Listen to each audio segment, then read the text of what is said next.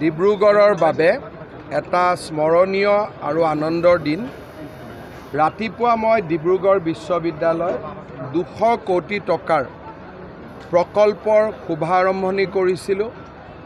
আজি দুপৰীয়া ভাগত ডিব্ৰুগড়ৰ আন এখন উচ্চতৰ শিক্ষাৰ অনুষ্ঠান অসম মেডিকেল কলেজত 357 কোটি টকাৰ আন এক প্ৰকল্পৰ কাম আৰম্ভণি কৰিছোঁ।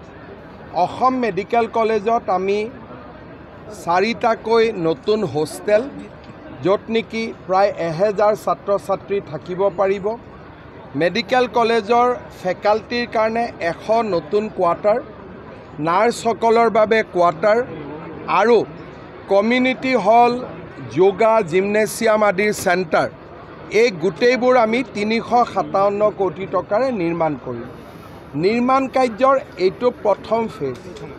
ইয়াক সম্পূৰ্ণ হোৱাৰ লগে লগে আমি আৰু আৱাসিক অঞ্চল ইয়াতে নিৰ্মাণ কৰিম, যাতে আমি ইয়াক কমপ্লিটলি এখন ৰেচিডেঞ্চিয়েল কলেজলৈ ৰূপান্তৰ কৰিব পাৰোঁ। ডিব্ৰুগড়ত আজি 550 কোটি টকাৰ প্ৰকল্পৰ কাম শুভাৰম্ভণি হৈছে। আমাৰ সকলোৰে বাবে আনন্দৰ দিন। মই Dibrugarh medical college, Assam medical কলেজৰ অধ্যাপক, অধ্যাপিকা, ছাত্ৰ ছাত্ৰী সকলোকে শুভেচ্ছা জনাইছোঁ। হ'ব।